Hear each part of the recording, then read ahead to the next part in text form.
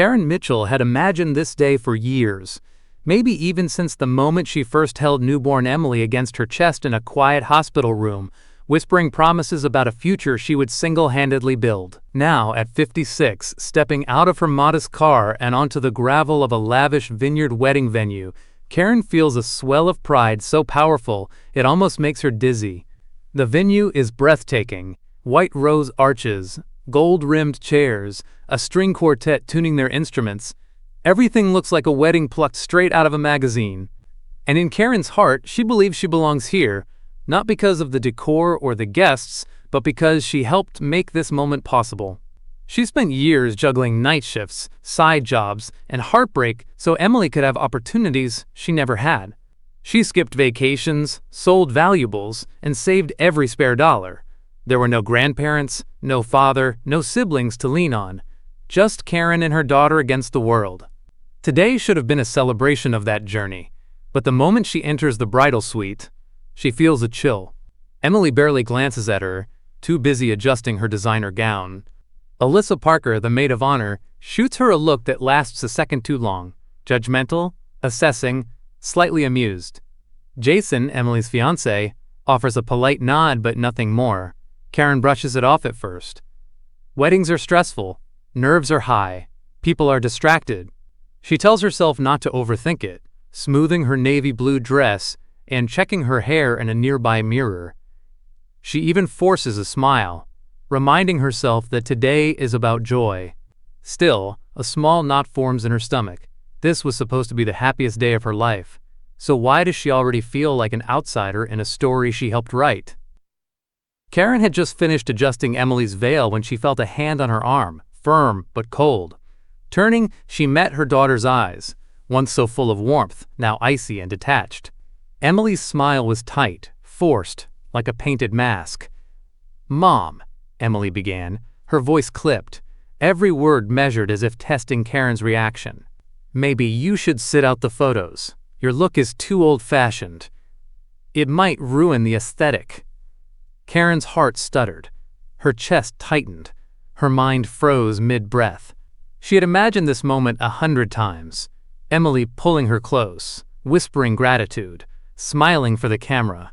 Instead, she was being pushed aside, dismissed like a prop in the background. Jason, standing nearby, avoided her gaze completely, shifting uncomfortably from foot to foot. Alyssa Parker, the maid of honor, leaned against the doorframe, smirking ever so slightly, savoring Karen's discomfort. Karen felt the weight of the room collapse around her, suffocating. She swallowed hard, trying to steady her trembling voice. I just wanted to," but Emily cut her off with a polite yet unmistakable finality. "It's fine, Mom. Really, you can watch from over there." Karen's chest ached as if someone had ripped out a piece of her soul. She fought the rising tide of tears, unwilling to cause a scene on her daughter's big day. Every step she took away from the bridal suite felt like walking through quicksand, dragging her years of love and sacrifice behind her. And yet, what Karen didn't know, what no one knew, was that this humiliation wasn't random. Every sneer, every dismissive glance had been carefully calculated.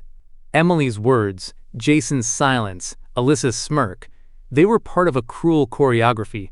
Karen, blinded by maternal instinct, couldn't see that the real story of the day was quietly beginning elsewhere, waiting for someone to notice her true worth. Evan Brooks, the wedding photographer, had been quietly observing the room from a corner, his camera resting on his shoulder. He had photographed hundreds of weddings, capturing laughter, tears, and fleeting glances. But something about this scene made him pause. He had just overheard Emily's words, felt the tension hanging heavy in the air. Karen's face, a mask of polite restraint hiding a storm of hurt, tugged at something inside him, a mixture of empathy and recognition. He knew that no amount of camera angles or soft lighting could make this right, but perhaps he could give Karen something far more powerful: acknowledgement. Evan approached cautiously. "Karen," he said softly, his tone warm, almost conspiratorial, "would you mind standing over here for a few quick lighting tests? It'll help me calibrate before the family shots." Karen, hesitant, nodded. She didn't know whether to trust him, but something in Evan's calm, attentive demeanor made her relax slightly. As he raised his camera, he captured her tentative smile, the subtle grace in her posture, and the quiet strength in her eyes. What Karen didn't realize was that Evan's lighting tests were a ruse. Every snap of the shutter was intentional. Slowly, deliberately, he began weaving Karen into the wedding narrative, positioning her in candid group shots, capturing her discreet acts of care, her quiet presence that held the chaotic day together. Emily was too distracted with her own perfection, Jason too nervous to notice, and Alyssa too smug to care. But Evan saw the truth, the invisible threads connecting everyone, the mother's steady hand anchoring the day.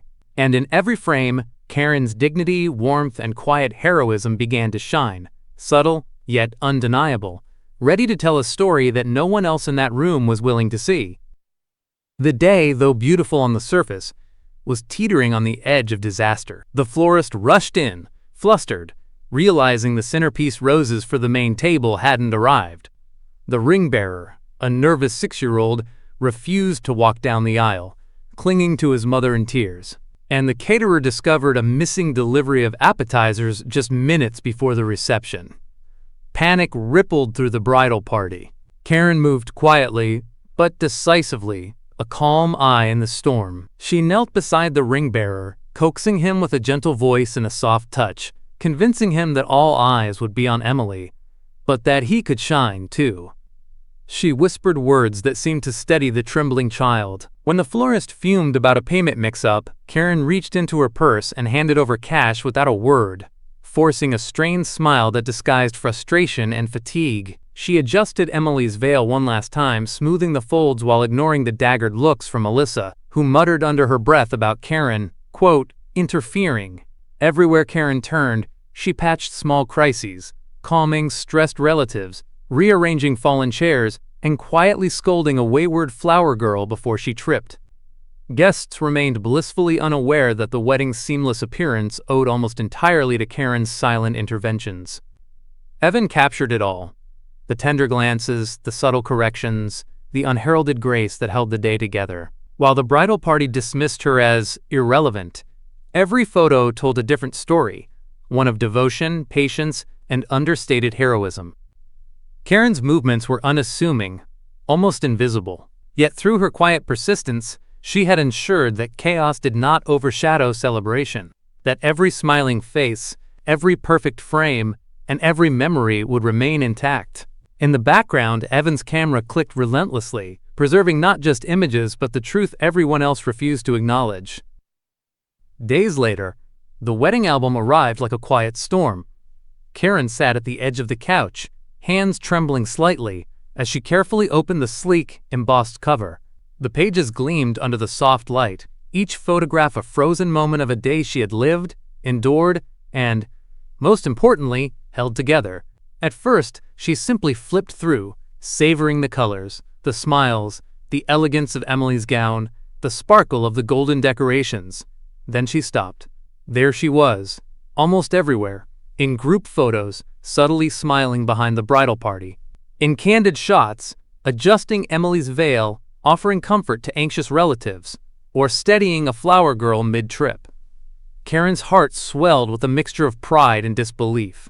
Meanwhile, Emily and Jason's reactions were entirely different. When Jason first glimpsed the pages, his jaw tightened. Emily's face turned red, eyes narrowing as she scrolled past image after image, her mother framed in almost every moment she thought she had erased. And then came the optional mini-documentary Evan had included. The screen flickered to life, revealing unedited, raw footage. Emily's dismissive comments, Alyssa laughing at Karen's dress, the subtle chaos that had erupted around the ceremony, and Karen's quiet interventions that saved it all. Each clip was a dagger to Emily's carefully curated image of perfection. Emily's fury erupted. "How could he do this?" she yelled, pointing at the screen. Jason looked on, confused and increasingly unsettled, while Karen sat in stunned silence, a bittersweet mix of vindication and sorrow washing over her. The album and the documentary didn't just preserve memories, they exposed truths. For the first time, everyone could see Karen not as an outdated background figure, but as the steady, unacknowledged force who had kept the entire wedding alive and beautiful. Evan uploaded the series online, titling it boldly, "The Mother Who Was Too Old for the Photos." At first, Karen didn't pay much attention. She had been caught between relief and lingering embarrassment over Emily's words, unsure how the world could possibly care about her quiet acts of heroism. But within hours, the video and images began to spread like wildfire. Notifications flooded phones and emails, shares, comments, and messages of support from strangers across the country. People were captivated by the narrative, by her dignity, patience, and unwavering strength. Comments poured in. "This is the mother every child should have. Karen deserves more than a wedding day. She deserves recognition for a lifetime. Emily, this is called grace. Take notes." Emily's reaction was immediate and explosive. She scrolled through her phone, pale and trembling, reading comment after comment that publicly condemned her behavior. Jason, who had once ignored Karen's presence, now watched uneasily as doubt clouded his eyes. Alyssa Parker's smug expression vanished under the weight of online scrutiny. Karen, though stunned by the scale of the response, remained composed. She didn't gloat or react with malice. Instead, she allowed the recognition to settle quietly, a bittersweet victory earned through years of unseen sacrifice. Strangers celebrated her not just as a mother, but as a symbol of resilience and grace under cruelty. Brands reached out, offers for interviews arrived, and social media platforms buzzed with the story of a woman who had been dismissed as too old, but who had quietly held an entire wedding and a family together. For the first time, Karen's world expanded beyond the intimate pain of that day. Her courage, patience, and quiet heroism were now visible to the world, undeniable and celebrated, while those who sought to diminish her were forced to confront the truth they had tried to ignore. After the whirlwind of online attention settled into a steady buzz, Karen found a quiet moment to approach Evan. She had spent the day accepting congratulations, answering messages, and processing the strange mix of vindication and sorrow that came with seeing herself celebrated. Now, she simply wanted to thank the man who had captured the truth. "Evan," she said softly, her voice trembling slightly, I don't know how to thank you. You didn't just take pictures, you saw me."